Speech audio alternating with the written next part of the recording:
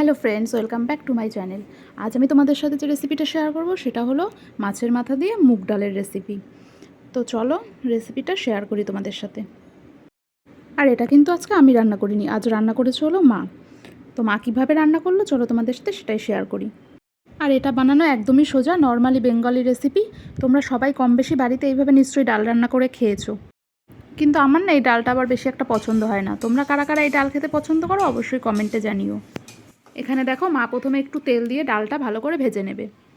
তারপর ভাজা হয়ে গেলে এর ভিতরে দিয়ে দেবে জল, আর জলটা যখন টেনে ডালটা সেদ্ধ হয়ে যাবে তখন ডালটাকে ঘুটে দেবে হাতা দিয়ে।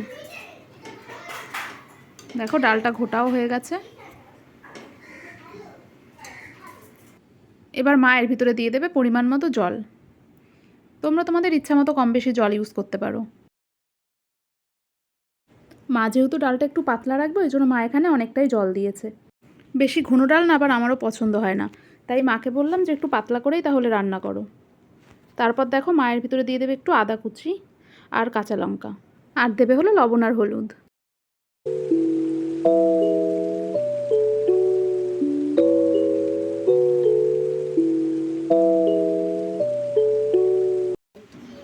মা এবার মাছের মাথাটা ভালো করে ভেজে নেবে, তার জন্য দেখো লবণ আর হলুদ মাখিয়ে নিচ্ছে।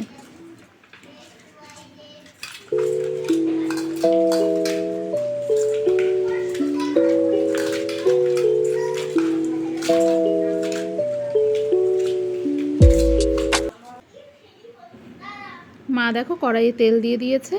এবার মাছের মাথাগুলো এর ভিতরে এক এক করে দিয়ে দেবে। এই মাছের মাথা ভাজা হলো খুব রিস্কের ব্যাপার, চটপট করে ফুটে চোখে মুখে লাগতে পারে। আর আমার তো এরকম প্রায়ই হয়ে থাকে, মাছ ভাজতে গিয়ে চোখে মুখে তো লাগবেই। তাই দেখো মা এখানে মাছের মাথাগুলো ভাজার সময় একটা ঢাকনির সাহায্যে মাছের মাথাগুলো ভেজে নিচ্ছে। তাতে কি হবে, চোখে মুখে সেটা ফুটে লাগবে না। তারপরে দেখো এই ডালের মধ্যে মাছের মাথাটা মা দিয়ে দেবে।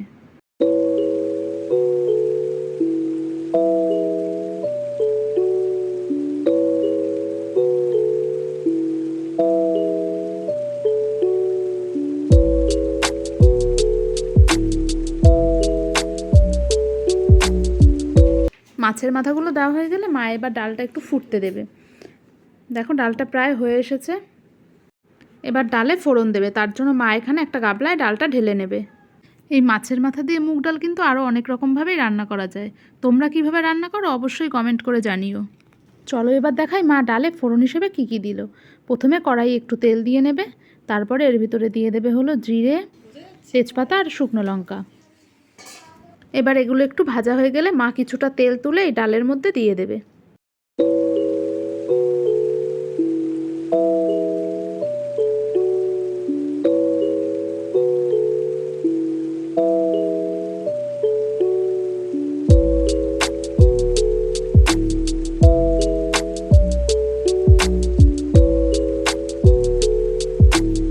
এবার দেখো বাকি তেলের মধ্যে পুরো ডালটা ঢেলে দেবে।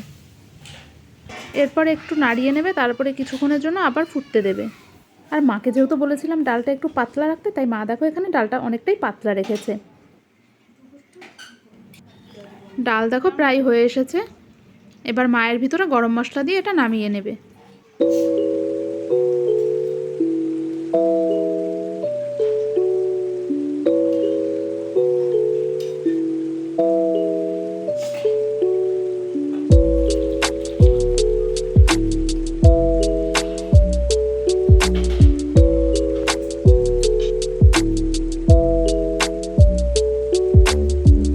ডালটা হয়ে গেছে আর মা একটা গামলায় ডালটা ঢেলে নিয়েছে। আর এখানে আমি একটা বাটিতে পরে কিছুটা ডাল আলাদা করে আবার তুলে রেখেছিলাম। যেহেতু দুপুরে একবারে রান্না হয় ওই জন্য আমি কিছুটা ডাল তুলে রাতের জন্য আলাদা করে রেখেছিলাম।